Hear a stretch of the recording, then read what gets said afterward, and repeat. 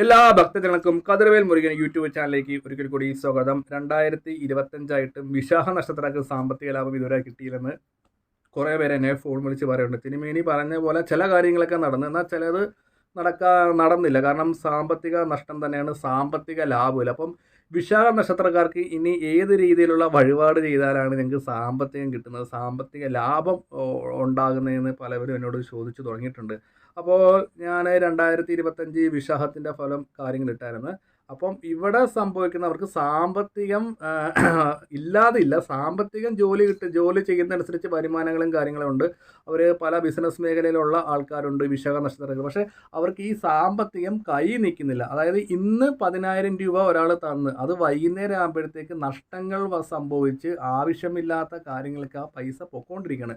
അപ്പോൾ ഈ നഷ്ടങ്ങൾ സംഭവിക്കുന്നുണ്ട്. വിശാഖ നക്ഷത്രക്കാരുടെ ജീവിതത്തിൽ നാളേക്ക് എന്ന് പറഞ്ഞ് അവർക്ക് എന്താ പറയുക, ഈ പൈസ മാറ്റി വെക്കാൻ പറ്റുന്നില്ല. ചില ആൾക്കാർ തിരുമേനി 55 വയസ്സായി സ്വന്തമായിട്ടൊരു വീട് പോലും ഇല്ല, മക്കളെ എന്താ പറയുക, മക്കളുടെ വിവാഹപ്രായം അവർ പഠിച്ചുകൊണ്ടിരിക്കുന്ന കടമായി ഇതേവരെ, ഇനി വിൽക്കാനുള്ള കാര്യങ്ങൾ എന്താണെന്ന് പോലും അറിയത്തില്ല. ചിലവർക്ക് സ്വന്തമായിട്ട് വീടില്ല, ഇല്ലെങ്കിൽ വാടകയ്ക്കാണ്. ഇപ്പോഴും സ്വന്തമായിട്ട് വാഹനം ഇല്ലാത്തവരുണ്ട്. വിദേശത്ത് പോകാൻ പല രീതിയിലുള്ള തടസ്സങ്ങളും കാര്യങ്ങളാണ് 2025 ജനുവരി ആയിട്ടും വിശാഖ നക്ഷത്രം. എന്നാൽ ഏറെക്കുറെ ആൾക്കാരുടെ കാര്യങ്ങൾ നടക്കുകയും ചെയ്യുന്ന പകുതിപ്പെട്ട ആൾക്കാർക്ക് ഈ സാമ്പത്തിക നഷ്ടം തന്നെയാണ്, സാമ്പത്തിക ലാഭമില്ല.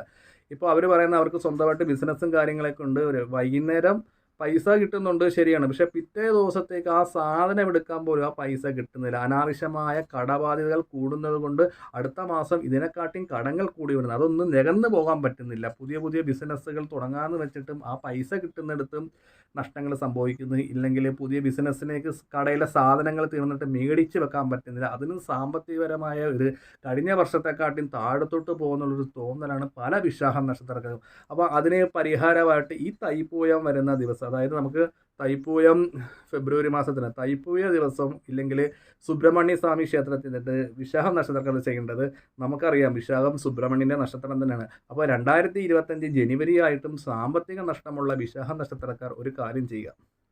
നമ്മൾക്ക് എത്ര വയസ്സുണ്ട് ആ വയസ്സനുസരിച്ച് ഒരു നാരങ്ങമാല സുബ്രഹ്മണ്യ സ്വാമി ക്ഷേത്രത്തിൽ സമർപ്പിക്കുക. ഒപ്പം തന്നെ ഒരു വെള്ളിയുടെ വെയിൽ, ഈ വെള്ളിയുടെ വെയിൽ നമ്മൾ എന്ത് ചെയ്യണം, നേരെ പിടിച്ചിട്ട് ഒരു 21 തവണ തലക്കൊഴിഞ്ഞ് ഭഗവാന്റെ നടക്കി വെക്കുക, ഒരു തൂഷനിലയ്ക്കകത്ത്.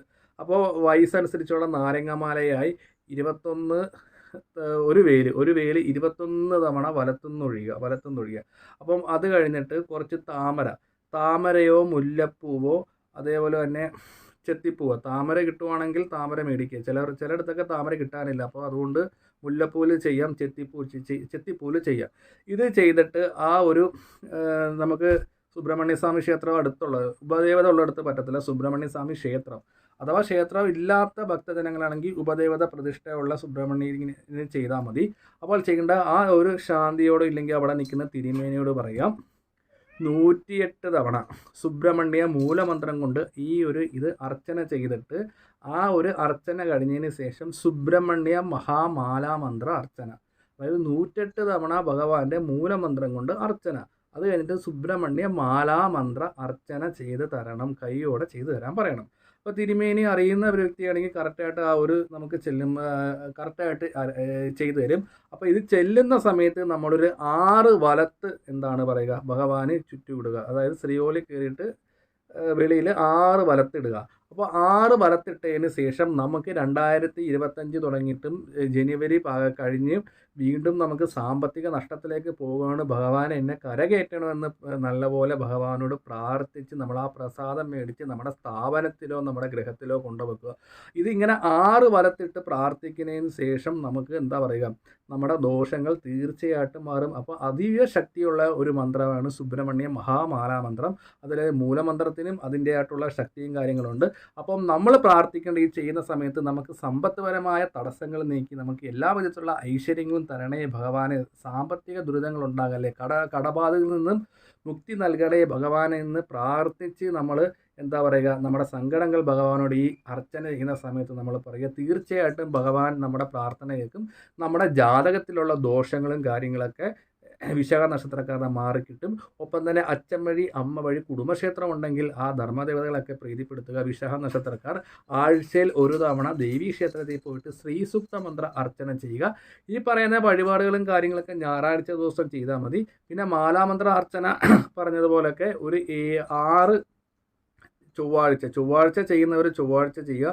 എന്തായാലും ജോലി കളഞ്ഞിട്ട് ഉള്ള സാമ്പത്തിക നഷ്ടവും കൂടെ വരുത്തി വെക്കേണ്ട. ജോലിക്ക് പോകുന്ന ഭക്തജനങ്ങൾ ഞായറാഴ്ച ദിവസം ചെയ്താൽ മതി. പിന്നെ ത്രിപുരസുന്ദരി മന്ത്ര അർച്ചന ചെയ്യുമ്പം തിരുമേനിയുടെ പ്രത്യേകം വേണം. ജോലിയിൽ പുരോഗതികൾക്ക് വേണ്ടിയാണ് ഞാൻ ഈ ത്രിപുരസുന്ദരി മന്ത്ര അർച്ചന ചെയ്യുന്നത്. അപ്പോൾ അതേപോലെ ആ ശാന്തിക്കാരൻ നമുക്ക് ചെയ്തു തരും. അപ്പോൾ ആ ഒരു രീതി വേണം ത്രിപുരസുന്ദരി മന്ത്ര അർച്ചന വിശാഖ നക്ഷത്രക്കാർ ചെയ്യേണ്ടത്. അപ്പോൾ 2025 ജനുവരി കഴിഞ്ഞ് ഫെബ്രുവരി മാസം നിങ്ങൾക്ക് സാമ്പത്തിക നഷ്ടങ്ങൾ ഉണ്ടാകത്തില്ല. അപ്പോൾ പതുക്കെ നിങ്ങളുടെ കടബാധ്യതകൾ ഏകദേശം ജനുവരി, ഫെബ്രുവരി, മാർച്ച്, ഏപ്രിൽ മാസമാകുമ്പോഴത്തേക്ക് നേരത്തെ പെൻഡിങ് ഉള്ള കടബാധ്യതകളൊക്കെ നമുക്ക് തീർത്ത് ഏപ്രിൽ മാസം തൊട്ട് വിശാഖ നക്ഷത്രക്കാർക്ക് ഒന്നും കൂടെ നല്ല രീതിയിൽ തന്നെ നമുക്ക് മുന്നോട്ട് പോകാൻ പറ്റും. അപ്പോൾ വീഡിയോ ഇഷ്ടപ്പെട്ടെങ്കിൽ ഇത് ലൈക്കും ഷെയറും കമൻറ്റും ചെയ്യാൻ ഞാൻ മറ്റൊരു വീഡിയോയിലേക്ക് വരുന്നതാണ്.